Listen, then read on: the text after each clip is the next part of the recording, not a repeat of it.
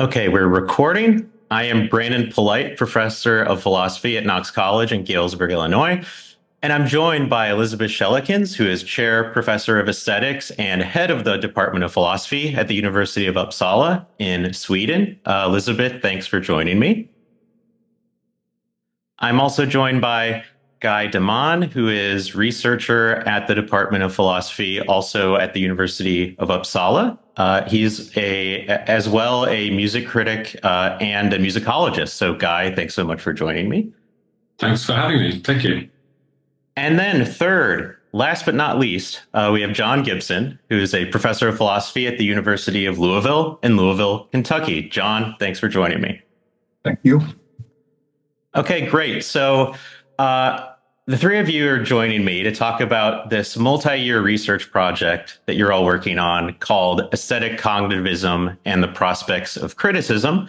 And so just to begin, I'd like to invite one of you, and I think Elisabeth has been tasked with this, of just briefly introducing the project, and then we'll get into it. Good. Thanks very much, Brandon.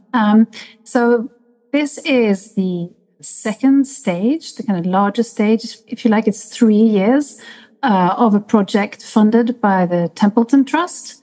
The title, as you mentioned, is Aesthetic Cognitivism and the Prospects of Criticism. And the goal is to try to provide what we think of as a robust theorization and also an empirical demonstration of what it means to say that art can have cognitive value. And we propose to do that by including two more empirical strands to our philosophical inquiry. And I won't say too much about that now, but I'll just mention that one of those strands is digital humanities, so natural language processing, and the other is more kind of experimental psychology. Excellent. Great. Thanks. So why don't we just get into it with the very basic question of what is cognitivism about art for anyone who might not be familiar with what that view is? So could one of you please tell us something about it?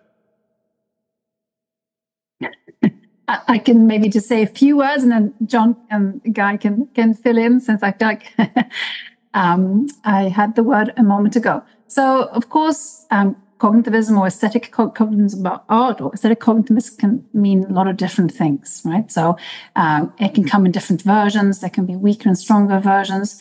The general idea is that one of the reasons why art is valuable to us is that it provides us with something that we might think of as knowledge, understanding, insight. That doesn't have to be the only thing that art does. Doesn't have to be something which means that art is to be reduced to some kind of simple learning experience, if you like. But the central idea is that it's something which does make art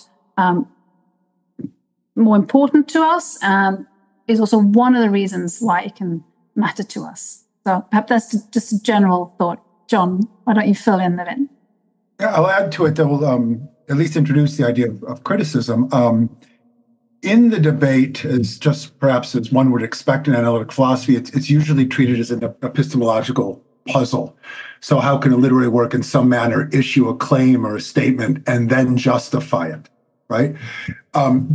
Perfectly reasonable question. A lot of great work's been produced on that, but we're approaching it in a much broader way. And I think because what's really at stake in the debate on cognitivism isn't whether we can obtain discrete bits of knowledge from an artwork, but it's really a metacritical debate. So what one has to do is stand back and look at all the claims critics make about the ways works of art engage with the world beyond it, and thereby achieve a form of political or ethical or psychological or spiritual significance, how works of art can hold the world up to scrutiny, or how they can have a certain revolutionary power.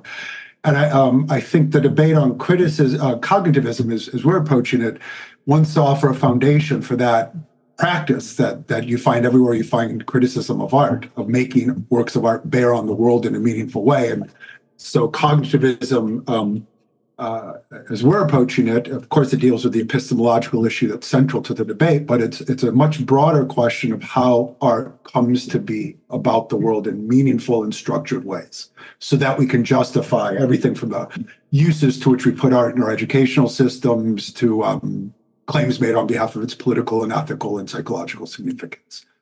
Thank you. Is it perhaps worth adding to what's already been very well put about what cognitivism, aesthetic cognitivism is that it's really, in some sense, a philosopher's problem, in the sense that most people who enjoy and go out of their way to experience literature and music and visual art, on the whole, wouldn't have a problem with the idea that they would say of this experience that it's valuable to them in the way that it provides them with knowledge about the world.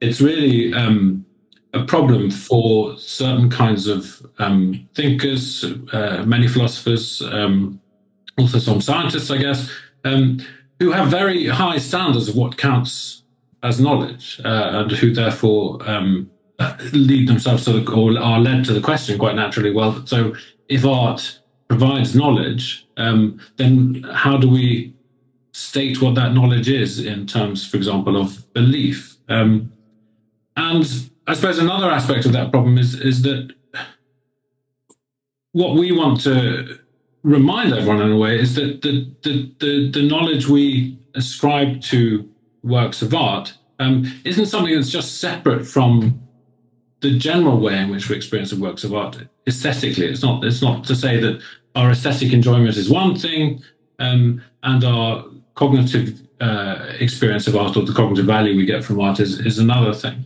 And I think that's important because insofar as most art lovers or readers or gallery visitors or however you want to explain this, would count their artistic experiences as valuable, there is also a kind of trend in the common sense thinking around art that it's basically, and this is an increasing tendency, in conflated with entertainment to a certain extent, so that the main focus is on enjoyment and pleasure and things like that. And the more we focus merely on those things, the more the cognitive dimension gets squeezed out of the picture. So a big impetus behind our research in this respect is to, in a way, just to remind what's already there in the common sense picture, that all these things are part of a bundle and both are important. Yeah, and part of what you're pointing to there, Guy, is sort of there's two ways of objecting to, I mean, there's more than two ways, but there's at least two ways of objecting to cognitivism. One is the more like hedonistic line of, no, what art gives us is pleasure and enjoyment, right? That's fundamentally what our experience of art is about. And this cognitive stuff about knowledge, belief, etc., is secondary, tertiary, or just totally eliminable from the experience of art. And then the other way of coming at it against cognitivism is to say that art isn't the sort of thing that can give us knowledge, right? That, these people who have very high standards for what counts as knowledge, whatever art does, it doesn't give us that, right? And so could we go a bit more into the reasons for rejecting cognitivism? I don't know which of you wants to start off here, but, coming at it from either of those directions, like, the hedonistic or the, I guess, I don't know, the scientistic, I don't know what I want to call that view. Well, maybe I could say a few words about that to just to begin. I mean, I'm interested in the history of how it's come about that we're in this situation that Guy was describing. And there's so much to say, but I think if you're just thinking about, the kind of the hedonistic approach, well, the kind of the anti-cognitivist accounts, which are rooted in the kind of idea that you were describing of, no, but it's about pleasure and entertainment and enjoyment rather than knowledge, are also stuck in a whole set of distinctions that, we have as philosophers, been eroding for the last couple of decades, not least between emotion and reason and fact and value, but also kind of pleasure and knowledge. and also the kinds of knowledge that, we might have brought to the table even 10, 20 years ago, which are now, cast more in terms perhaps of, not just a simple propositional knowledge by acquaintance and what it is like, but we talk much more about understanding and insight and all sorts of concepts which capture, what I think of sometimes which is a kind of an epistemic grasp on the world and its contents and the relations of the things in this world. So I think there are a lot of concepts that have forced us, or kind of a certain conception of these notions and those distinctions that have forced us into positions that never really sat very well with our everyday experience, our intuitions. And thanks also to all sorts of work being done about, revising those distinctions and having more generous kind of conceptions that we're working with, we see a whole wealth of possibilities, theoretical possibilities opening up. So you might say, and we've seen some accounts like this, right? The fact that a lot of art or a lot of the value of art might be connected to the fact that it gives us a certain pleasure or certain kind of rewarding feeling doesn't necessarily mean that there can't also be an epistemic or cognitive dimension to the value of art. So I think we're thankfully moving as philosophers in general in a direction where we're a bit more comfortable with the kind of fuzziness or the blurriness of these boundaries. That's going to serve us well, I think, in terms of seeking a better understanding of these things. To that, just two things. One thing that you're interested in art and the forms of understanding it makes available, you have to take things like ambiguity, provisionality very seriously, especially if you're looking at modernist art, painting, poetry, and music. And philosophy tends to be spectacularly bad at telling us how to look at ambiguity. It's something we want to get rid of. We want to disambiguate. So one of the things we have to think about really seriously is the cognitive affordances of these artistic devices that have always been central to how works of art engage with the world beyond it, but we haven't paid much attention to in philosophy, where we tend to think of as bad things like ambiguity. I'll say one other thing. A lot of what we're spending time thinking about are kinds of reconciliation. So many of the pictures of the nature of art that seem to be hostile to cognitivism capture something important, right? And so what becomes attractive after a certain point is how we're thinking very seriously about this. How do you show the cognitive dimension of art to sort of reside or be encoded in its aesthetic dimension, so you're not ignoring that and you don't just instrumentalize works of art? Another idea I find attractive, I won't speak on behalf of my colleagues, but it's the old romantic idea that we have all these practices that are valued because they force us to engage with the world. And there's something attractive to the idea that we need a couple practices, and it's attractive to think about art sometimes doing this, to go in exactly the opposite direction, using the imagination, for example, because the world we live in, as the romantics would say, it can be really oppressive or just extraordinarily boring. So we need practices that lift us out of that and offer us different objects of appreciation and cognitive attention, not just constant confrontation with the world. It's interesting to think about how the cognitive can be reconciled with that, because that's one way of reconciling the cognitive dimension of art. If you're interested in literature, as I am, with its fictionality or its imaginative dimension, that has to be taken very seriously. There's nothing worse than a cognitivist who takes the fiction out of works of fiction, or doesn't have a role for the imagination to play in their account of art. Mm-hmm. Yeah, that fiction just gives us true propositions or false propositions, right? And that's all, a big part of the anti-cognitivist argument is that, if knowledge is such a big part of what literary or other artworks provide, then why not just try and get that knowledge in a much more efficient means, if that's where the value lies? And then, of course, I just wanted to add one thing to the two extremely good answers so far, which is just to connect with what Elisabeth was saying about the role of pleasure and the way it seems to become identified with something which is, in the aesthetic context, just alienated from the experience of gaining knowledge about the world.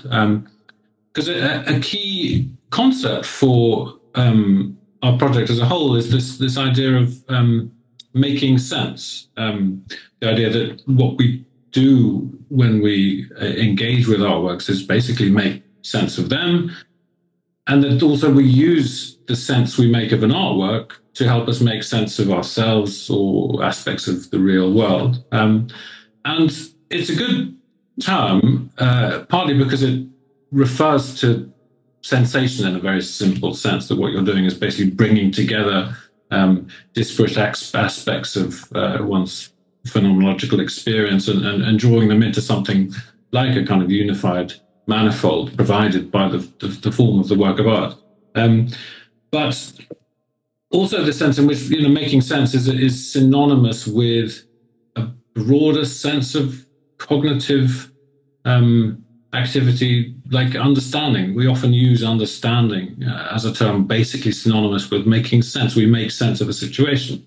And the reason I think it's a good term in that sense is we can also very simply relate it to why the experience of making sense of things in general, not just in aesthetic context, is often distinctly pleasurable. It gives us a certain kind of enjoyment, just to do that thing of like coming into a new situation and making sense of it, kind of like taming it and or being alive to its ambiguities. And that seems to me, and I hope all of us in a way, just quite central, that this thing of pleasure is not something which automatically excludes or somehow is opposed to cognitive activities. It's very much part of what I think drives a lot of all sorts of cognitive behaviors. Yeah, right. That the feeling of getting it right, like I figured something out, I made sense of this bit of this work of art. That's a pleasurable experience. It falls out of the cognitive. And so, similarly, I think, thinking of the direction that aesthetics has taken in Languages of Art in 1968, I think Nelson Goodman argues that our emotional responses to art are a way of engaging with them cognitively, right? And so like these, that thought has been there in aesthetics for a long time, but it seems like that insight was lost within the field for several decades, I guess. Yeah, and I know I mentioned the historical aspect a moment ago, but if you go back, I looked not so much within the framework of this project, but I've also looked at, 17th century rationalists' accounts and 18th century, of course, and it really is, of course, there are different ways in which we can cast all these distinctions and the relations between these concepts, but it really is, not that long ago, also in a broader historical sense, that we didn't see these notions or concepts or placing them at the heart of what aesthetic experience is as excluding these other ideas that Guy was just mentioning, but rather the key is understanding how they interrelate and how they work together, rather than saying, I'm going to defend this concept, which means I have to then reject this one, or the other way around. So I'll add something very quick to that. It's interesting that you brought up Goodman, ways of world making. That's a pretty, that's a phrase that if you work in this debate should give you pause, because most of the work on cognitivism, this sort of the approach that just wants to see if works of art can issue a claim that they justify, think of art as hooking up to the world by telling us, articulating discrete bits of knowledge about a world that's already out there. And keep in mind, when Goodman talks about it, it's world making, right? So when you think about the ways in which we make sense of art, the emphasis should be on the making. It might come in at a more epistemologically interesting level. It's not just offering a representation of a bit of the world that's already out there and it's strong. The work of art striving to give us knowledge of. It might be creating a sense of, or articulating perhaps some kind of cultural accomplishment and understanding of the world beyond it. So it's coming in at a more basic level than you get with the kinds of notions of reference and representation, right, that tend to dominate the debate. Mm-hmm. Yeah, and on that idea of making, right, that one way that we can make sense of the world is through making art about the world, right? We can make sense of the activity of making art can help us make sense of ourselves, make a sense of other people, the world around us, how we relate to the world. right? And the same is true for engaging with art, right? And arguing about art and disputing art and criticizing art. And so, Guy, you touched on this a bit earlier, but what role does criticism play in, the broader project? I mean, that's a part of the title, so it's clearly, an important aspect. And so how does art criticism relate to, the debate around cognitivism here? Well, in a very straightforward sense, I think is the best way to answer the question. So, a standard tenet of the kind of anti-cognitivist view is just this question. Okay, so if Anna Karenina is so incredibly truthful or full of knowledge, then what is that knowledge? And of course that's, it's difficult to kind of break down that question when it's put quite so generally. But one straightforward answer, well, a lot of very, very clever and learned and interesting and thoughtful people have read Anna Karenina and written critically about it. So one place to look to answer the question of, so what did you learn about Anna Karenina, is to say, well, these people have told us what they've learned from Anna Karenina, and that knowledge, insofar as it counts as knowledge, which is a complicated story, but nonetheless that's part of what we hold, is just there in the writing. And criticism has certain norms, and most of those norms are bound up with giving reasons in a reasonable discourse, which has perhaps the purpose of helping others make sense, or helping the writer themselves make sense of the artistic experience. But nonetheless, the discourse is structured rationally, and is also structured in a way where in this kind of argumentative chain or logical chain are brought into focus details of the work of art in question. So everything is kind of bound together.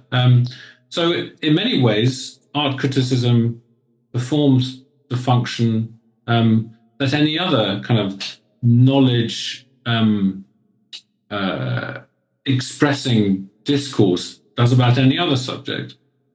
But what's interesting, I think, about what's perhaps distinctive about the artistic case is you never quite get out of this loop. So you mentioned earlier this thing about the intrinsic pleasure of simply making sense of a puzzle. But the thing about a puzzle, most puzzles, I think some puzzles are quite special in this respect, but once you've made sense of it, or once you've cracked a situation, the kind of phenomenological richness of the thing dissolves. I've cracked it. It's no longer kind of relevant to my cognitive aesthetic activity. Whereas works of art on the whole, and this is perhaps distinctive of great and good works of art, or works of art that we kind of want to hold dear, is that they don't dissolve like that. They keep on registering as things which demand us or engage us or invite us to make sense of them. So the kind of generative field is something which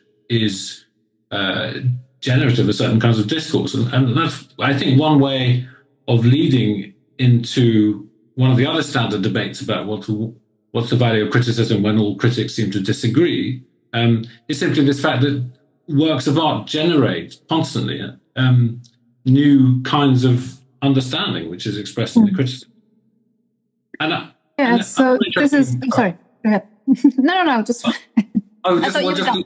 The other side of this, I think, which is something I'm very interested in, is the way in which good criticism, and I'm not sure necessarily one can say straightforwardly what the standards for good criticism is, but one criterion would be good criticism is criticism which is accepted to a certain extent in a certain cultural context as being normative for the kinds of meanings, the kinds of aboutness conditions, the kinds of experiences which are to be found in certain works of art. So in a certain sense, the success criteria for criticism is that it, in a certain sense, provides works of art with a certain kind of content, which then come to be experienced by others who participate in the kind of culture in which both the work of art and the critical work participate. So criticism becomes central to the idea of aesthetic cognitivism, in the sense that not only can it be understood as a way of getting meaning and knowledge and understanding out of works of art, but also to a certain extent putting them in. That's perhaps the easiest way to put it. Yeah, I mean, this is just what I wanted to pick up on. I mean, we think, of course, in aesthetics of practices to do with adducing reasons and grounding our aesthetic judgments. And then we have, of course, this much more a broader cultural traditions of engaging in criticism about specific artworks. But really, when we think about how art critics are thought of today, or how art criticism is thought of today, we think of one individual, hopefully, well-placed, well-educated, someone who has a certain kind of experience and background knowledge, who, forms a personal impression, a subjective impression of the artwork, and then is lucky enough to have a certain kind of forum to express those impressions or feelings. And then we read that critic's impression and review and, decide whether we want to give it a try or not. So our kind of working hypothesis, and this was true of the first phase of the project also, was that this is the wrong way to think about art criticism. It's, of course, also tied up with all sorts of ideas about art and subjectivity that most of us interested in philosophy of art spend a lot of time trying to, work on, kind of improve a certain kind of complex understanding and complexity of. But that really, if we could put it this way, that the criticism generates knowledge, not just in the sense, that it really kind of produces knowledge and enables us to see things we might not have been able to see before, but it really, in engaging in these kind of critical practices, meaning is generated. And so it really is a kind of dynamic relation, if you like, that we can choose to be part of and not be part of. So it's really an activity rather than a kind of report. And it's an activity that we can also be part of, and that doesn't necessarily have to end just when we finished reading a 600-word review of some concert or something like that. The first part of the project was very focused also on understanding better how, why, when certain concepts start being used in relation to specific artworks, art forms, art genres, and then trace, with the help of the digital humanities strand of the project, trace how the way in which art critics have brought in certain notions like something being profound or something being revolutionary or something being authentic. When were those critical terms first used in relation to specific artworks? What happened when it moved from a particular artwork to a whole, for example, musical tradition or literary tradition? What happened when those terms then exploded into being, terms that we use to describe art in general and so forth? And so one of the empirical strands of the project enables us to trace some of these things. Of course, it has to be fairly specific, but all with this aim in mind of thinking, of revising what art criticism really is in relation to art and knowledge. John, do you want to add to that? Something really brief that just sums up a few things that were mentioned, but skeptics about the cognitive value of art. So Peter Lamarck and Olson's book on the philosophy of literature is probably unfairly, but often thought to be one such place. They tend to make arguments to the effect that if we look in works of art, even if we find claims, we don't find any sort of justificatory or rational scaffolding. They're not supporting the right sort of way. One of the reasons it's incredibly attractive to look at criticism is you obviously find all that there. Critics are, as Guy said, it's a sense-making practice. They give reasons. We see a lot of philosophical improvisation in criticism. And if you can show that in appreciated work of art, we're situating ourselves in those practices, we get access.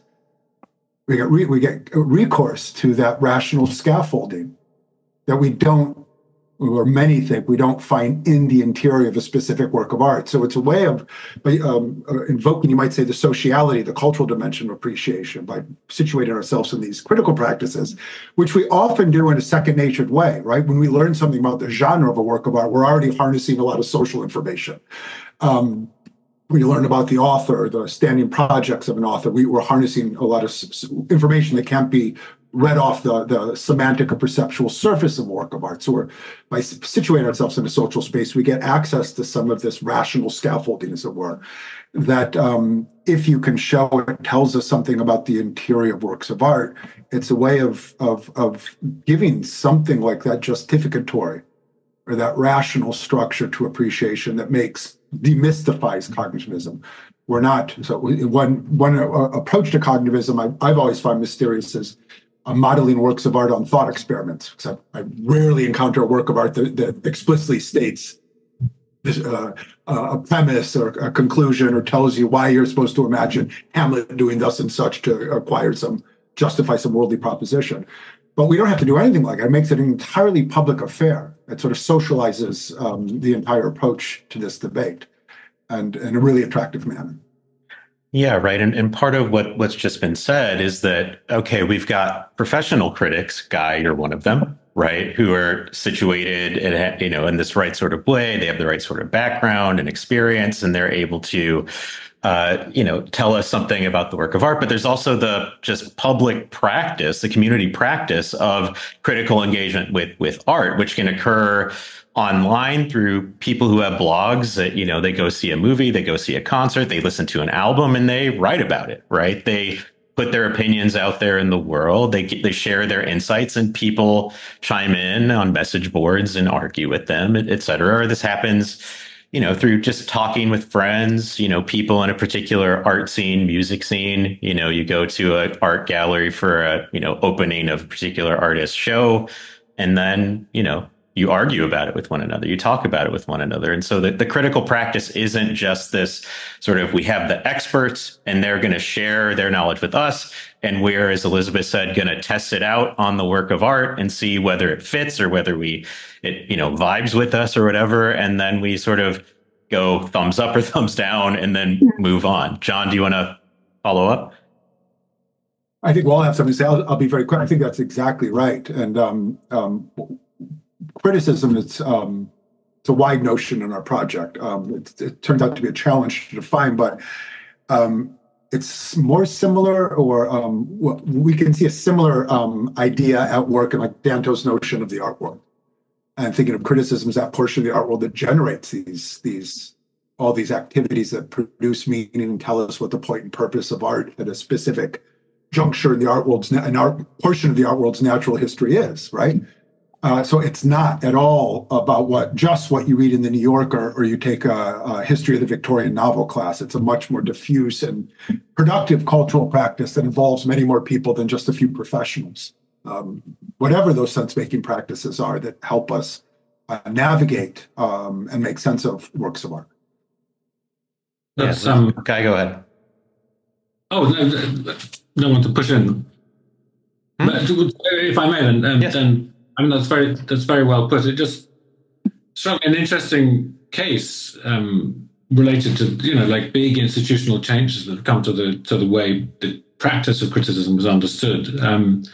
It's interesting to look at Oscar Wilde's famous essay on the critic as artist. Not because of the core claim necessarily, although that's also very interesting. But the argument begins because one of the interlocutors is saying, well, we don't need art critics. Look at the ancient Greeks. They had a flourishing. This is almost like the exemplar of a culture with a flourishing artistic expression, but no obvious thing that you would call criticism. And the other member of this dialogue makes the point. Well, everybody in ancient Athens, in this sense, is an art critic in that sense. They're all participating to a full extent. And the reason we need good art criticism in the modern age is that we've lost that. We need critics to kind of help restore a sense of critical activity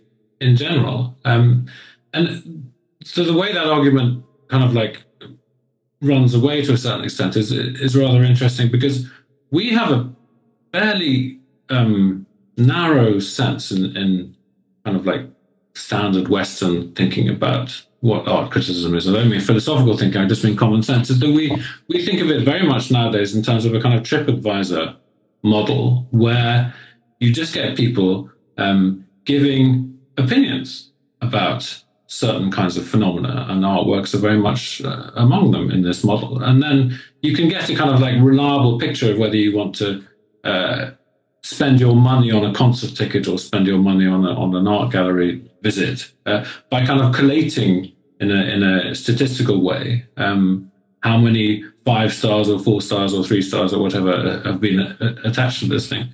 But in a way, if you kind of like follow the model of criticism that we're trying to advance, which is one in which, you know, criticism doesn't stand outside a work of art and just simply offer an opinion on it, but it's something which is just simply engaging with the works of art ability to create meaning in the first place, that you get a much more of an emphasis on the one hand on this idea of criticism as just basically being the workings of a culture for which art is generative in general. And then this other thing, which is the practice of criticism is very diverse. It can take the form of books, it can take the form of tweets, as long as the content is something which provides sense-making, kind of provides sense to. And I think it's really interesting to see how, you know, I mean, it's kind of a popular expression about how, you know, certain,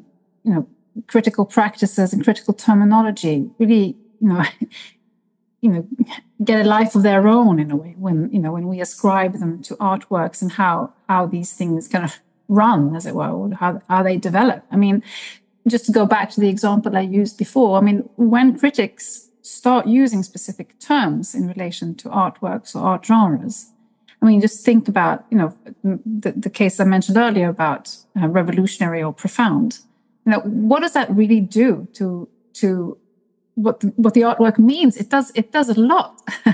You know, the way in which criticism, you know, tracks what we think of as specific kind of perceptual and conceptual pathways, does capture an experience. If it fits, it fits, and we can recognize our experience in it. But it also gets this life of its own, and, you know, projects itself into the future.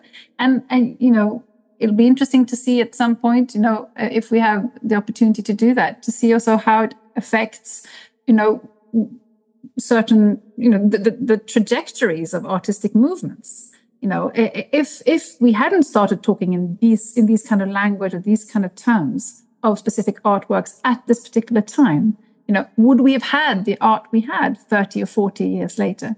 You know, possibly not. So it's just I think that's a helpful way of thinking of how we conceive of what criticism is in relation to the kind of understanding and knowledge question. Yeah, and one thought I have there is I feel like there's something happening in film right now that relates to what you're talking about. It seems like a lot of, you know, Hollywood in general is interested in getting the 100% Rotten Tomato score, right? And Rotten Tomato aggregates critical responses, right? And is really just looking at sort of thumbs up, thumbs down. And it seems like, you know, filmmakers are being sort of pushed into more and more formulaic ways of making films that are going to, you know, check off the right boxes to get the right sort of, you know, thumbs ups, basically, from critics. And it's leading to a more homogenous sort of film industry that's, you know, edging out independent films, or edging out, you know, the $20 million comedy or drama, right? It either has to be $100 million blockbuster, or else, you know, has to be fully independent and, you know, shoestring budget. So I think that, you know, right now there may be something that really fits what you're describing. That's right. And that's it. sorry, John, just quickly, this idea of like of criticism generating meaning and knowledge really fits nicely with that, because it means that you can't stand still. It's got to keep on moving, and we've got to be introducing new critical practices if the value is going to remain. Sorry, John. No, that's perfect. I like that point a lot. I want to point out at this point, this is a theory of the cognitive value of art in a sense, not of criticism. So we're not claiming that the knowledge is produced elsewhere outside of art. Works of art have to be the way that they are for this practice to work in an effective manner. You see that in film criticism. So looking at the criticism that surrounds, I don't know, Furiosa, it's not very interesting, but Zone of Interest was incredible. When that film came out, the debates and the criticism of that film and how you bear witness to the Holocaust, the ways in which that film was criticized in Germany, and those criticized were attacked by other. It's fascinating. It's incredibly philosophically interesting. You see so much being produced in the criticism of that film, and it really contrasts powerfully with the less ambitious and less interesting criticism that surrounds a lot of films that would be celebrated, for example, at the Oscars. So films are, it's a really publicly accessible living practice. So it's a great place to look at how criticism takes the kind of shape that we're trying to outline in our project. Yeah, and I mean, Rotten Tomatoes related to the TripAdvisor analogy that Guy made earlier, right? It's just aggregating, right? So it's giving you a percentage, and a lot of people may just look and say, oh, this movie got 56%. I'm not going to see it, right? And not engage at all with the actual criticism that's being aggregated, right? And so that's a way of not engaging with criticism at all. You're totally right. It's also, it's one thing that individual would-be film viewers make their decisions on the basis of a Rotten Tomatoes aggregate score. But the fact, as you hinted earlier or stated earlier, that this feeds back into the economics of cultural production in general, so that people don't make films which get 56% on Rotten Tomatoes. It's just like the whole thing collapses, and then the algorithms which determine what comes up on your. I think most of us who have a Spotify account or whatever are guilty of sometimes thinking, instead of choosing from my music library among all the things I love or whatever, I'm just going to press, For You playlist that some robot has correlated. And they're amazingly good because, statistics on the whole do capture the surface of these things. But that is to kind of lose the main point, which is that it's not about statistics. It's about, it's about what makes these experiences meaningful in the first place. And if you concern yourself only with the statistical surface, then you lose what the stuff is all about in the first place. Yeah, and I think this is, we're thinking of this, and John coined this term, critical cognitivism, which I think is helpful, and we're also relying on the distinction we've drawn between what we think of as the subtractive and the cumulative conception of art and understanding, because I think, to the extent that empirical methods have been used to try to establish cognitivism, the way in which that's been done, at best, one may hope to try to establish, that there can be some kind of propositional knowledge gained by engaging with artwork. But then if you establish that, which is interesting, of course, and important, but if you've established that, then you run into this idea of, well, I might as well have learned that some other way. That, this fact or that fact, this historical event happened or something like that. So really what we're trying to do is to apply empirical, philosophical methods, but also empirical methods to try to get at this sense in which any kind of viable aesthetic cognitivist account has got to rely on this cumulative conception. That's to say that, knowledge is not something we extract from an artwork, and then we can put in our portfolio of kind of pieces of knowledge or nuggets of knowledge, as we call them, but rather something that is, in motion and something that relies on previous experience. And doing that we are convinced, not just make sense of what you asked us about to begin with, why the question of aesthetic cognitivism matters in the first place, because it really matters to us, but also, address this more ambiguous, more complicated, far messier, but much more to the point sense of the kind of knowledge or understanding or insight that we're always trying to put our finger on if we're even inclined, to adopt or look into, examine any kind of cognitivist account about art. So really, we're making it hard for us because we want to partly imply empirical methods to look at that kind of messier kind of understanding. But I think this has got to be the way forward. There's just not a large victory to be had in saying that, yes, I learned these 17 facts from reading these novels, right? So if that's what aesthetic cognitivism is going to be, then I just don't think it's a philosophical problem that maps, the kind of question that we care about as individuals. Can I add one thing to that? That was, if you don't have a view roughly along the lines Elisabeth just stated, cognitivism isn't interesting at all.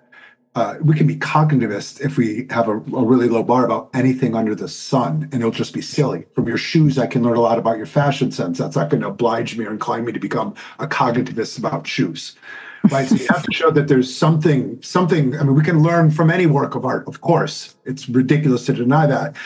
What we have to capture the particular kind of cultural value and significance of the kind of insights that we think that we get from works of art. And I think a lot of the philosophical work on this misses that entirely. It puts a lot of work into showing, I learned this thing, and I learned it in a properly structured and manner, and it's not interesting at all. Right? It's not something that would incline us to celebrate or turn to art to acquire a form of understanding. So part of what we're thinking about, I think Elisabeth just captured really well, is not only what is at stake in being a cognitivist, but how do we capture when the conditions under which the kind of cognitive accomplishment of a work of art comes to matter in a particular way. That's right. And just to add a final point, I mean, sometimes it's going to have to be okay that I can't say to you in a very clear way what it is I learned from this artwork, because it's going to be something that, as I mentioned before, rather than just giving us these nuggets, affects, influences, heightens, intensifies our perceptual and cognitive and conceptual pathways. That's going to count as improving our epistemic grasp of the world. Also, it's much harder to measure. It's much harder to, package in a neat and nice way for the sake of philosophical argument. But that's what we're going to be trying to do. Great. And so maybe as a final question, and it's a not easy one, so we may talk about it for a while, and it has two prongs to it, is very much related to what we're talking about now, is sort of the implications of your project, right? What does it tell us about the nature of aesthetic appreciation? And what does it tell us about the nature of meaning in art? Elisabeth, shall we begin with aesthetic appreciation, which would be... Yeah, okay. Well, I mean, I think it's going to tell us pretty much everything we need to know about aesthetic appreciation. So let's be modest in our claims. But no, look, I think it's what we're hoping to achieve is put a dent, if you like, in a way of thinking about aesthetic appreciation that has led us to a lot of these corners, these philosophical corners, and to be perhaps more liberal, certainly more generous in terms of what can count as aesthetic appreciation. And we are united in this project by the conviction that although it's entirely understandable that philosophers just like us have worked very hard at trying to isolate the aesthetic from the cognitive and the moral and all sorts of other things, the cultural, in order to ensure that there really can be such a thing as the aesthetic, or do justice to the fact that there seems to be such a thing. But that the way in which we should do that is not by some kind of semi-paranoid attempt at cutting off any of these things in such a way that it leaves us with a very thin, really perhaps rather uninteresting conception of what the aesthetic is, some glorified version of the sense perceptual, with perhaps a little taste of something pleasurable to that experience. So what we would very much like to contribute to is an idea of aesthetic appreciation, which doesn't shy away from really not just like opening up to, but really incorporating a lot of the cognitive and broader dimensions that we have all worked so hard at trying to keep at bay, because we think that is it's time, and it's the fair way to think about aesthetic appreciation. Why would we care about aesthetic appreciation if it really was just one kind of sense perceptual experience? I think we're all united in that we've got to bite the bullet. We've got to dare to do that, or to kind of work in that direction of incorporating not least the cognitive into the aesthetic, and work out ways in which the reductivist threat there isn't a strong one. Of course, there's got to be, some distinctions have to be drawn, but the fact that there is a strong cognitive dimension to aesthetic experience is something we're just going to have to, we're going to have arguments against the reductivist threat. And I think at heart, it's really a question of defending the richness of aesthetic appreciation and aesthetic experience. I will say something about meaning, unless somebody would like to follow up on the aesthetic. Yeah, if that's okay, just to add to what Elisabeth says, that there is of course like just a certain amount of stickiness around the concept, not necessarily of the aesthetic, but of the idea of the appreciation, that it gets kind of like bound up with almost like etiquette guides for like what we should like and what we should value in our culture. And there have been an awful lot of kind of like undergraduate university courses basically designed around kind of like the appreciation model: music appreciation, art appreciation, literature appreciation. And if you think about what the word means, to appreciate something, it's very bound up with this idea that we perceive the value of something. And there's nothing wrong with that idea or understanding of the idea of appreciation. It's that it just gets curtailed to a certain extent. So we think of appreciation, the people who are really good at appreciating art, for example, people who work for Sotheby's or for Christie's or big auction houses, they can, in the fraction of a second, they can determine what the value, the financial value of a particular kind of Dutch Golden Age masterpiece is, or a work of abstract expressionism, whatever, is going to be. And we think of that in terms of being appreciation, of being a kind of appreciation. But it's curtailed in the sense that, to genuinely perceive or see the value of something it ties into this question of meaning to some extent, is to see in what way it's valuable. And the way in which artworks tend to be valuable is either they transform our sense of what's in the world and what the world is about and where we are in relation to the world. It's either transformative, or to a certain, in a more conservative tradition, it kind of anchors our sense of who we are in what world. Those are the kind of like, in a way, two key ways in which the value of artistic and aesthetic experience is cashed out. It kind of like changes our understanding of the world, or changes our view of the world, or anchors our place in it. And if that's what appreciation is, then there's no kind of like trouble with linking it to the cognitive and to every other kind of aspect of where artistic experience can take us. It can take us almost anywhere in that sense. I'll say something about meaning, and I guess I'll start this way. There's a conception of what the problem of meaning is in analytic philosophy of poetry, and for the 7 or 8 of us who work in that area, it's not a big crowd. I'm pretty convinced that it's the problem of meaning in art in general, and we're taking it seriously with this project, so I'll share it. But one of the issues with poetry, especially when you get into the 20th century and it likes to teeter on nonsensicality, is we experience works of art. I'll talk about it not just in respect of poetry, but all of art, as shot through these incredibly rich forms of meaning that in no way can be reduced to or read off the semantic or the perceptual surface of a work of art. Right? There's yet we experience these meanings as somehow internal to the work of art. So there are two questions that come out of this.